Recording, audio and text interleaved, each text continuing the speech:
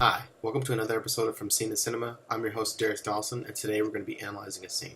So, as you guys know, or hopefully you know, that I'm a DP, and what we're going to be looking at is a film that I shot at the beginning of 2015, and we're going to be talking about some of the decisions I made artistically, kind of, from a DP perspective, what exactly I did in the scene.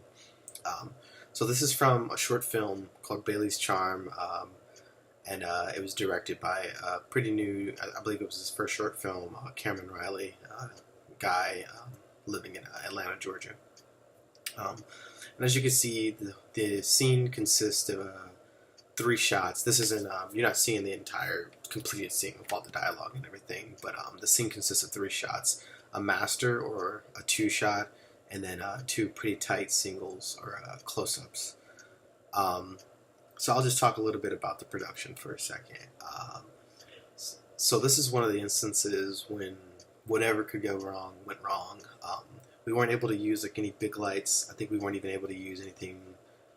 We weren't even able to use a 2K. So my lighting package got was a pretty small. I ended up using a lot of LED panels and Kino flows.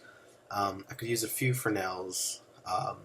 But for the most part, I can't do any big lights, and definitely nothing stronger than like a 1K. So for this scene, I had to figure out, how am I going to light? Because as you can see, as the scene begins, she runs into the room, and we can see across three spaces. So the challenge was, how am I going to light? All this. So we just kind of strategized, and we waited for the right opportunity, the right time of the day for the sun to be right in the position that we needed.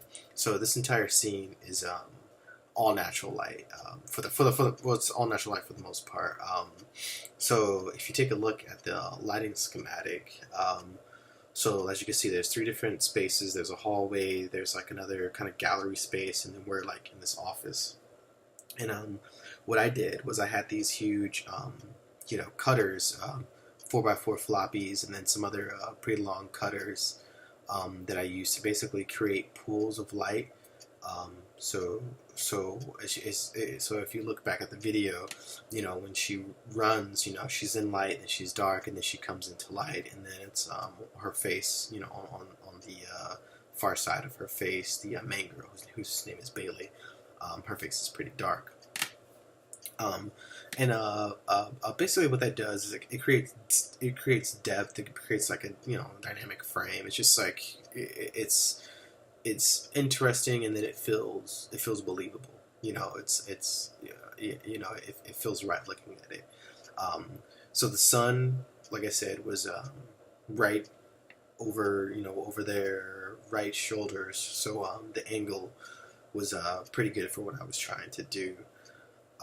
If you get into the close-up stuff, so basically there was like a sheer curtain, and I also had a silk, which is like basically diffusion material, and I was able to just manipulate, how intense the sun was, how the fall off was, just by the angle of the curtain and of the silk.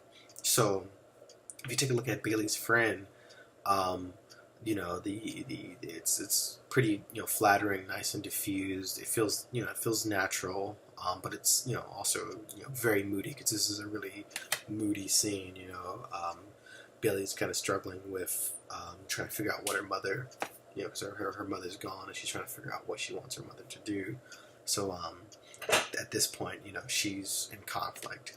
So the friend's face is fairly, it's fairly moody lighting, and then Bailey's face, if you go to her close up, is her face is pretty dark. I have a practical, like a tungsten practical over there.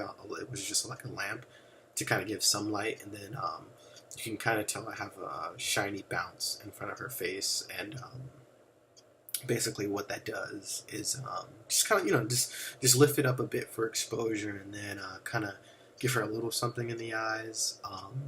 I think that my style definitely is very on like the moody and the dark side. I'm like a big fan of Gordon Willis, who was a DP who was all about how far can he push the emulsion as far as like underexposure and darkness goes. So that's definitely the school that I subscribe to. Sometimes I take it too far. but I kind of dig her, being in darkness. So yeah, so basically, this entire scene was done with cutters, so negative fill, and then the sun, and then one little practical, which was given kind of some separation for Bailey. So yeah, that's how I lit that scene. It's kind of moody, kind of high emotion, kind of drama scene. So it's pretty contrasty, and you know, um, and this is kind of just like an example of what you could do with natural light.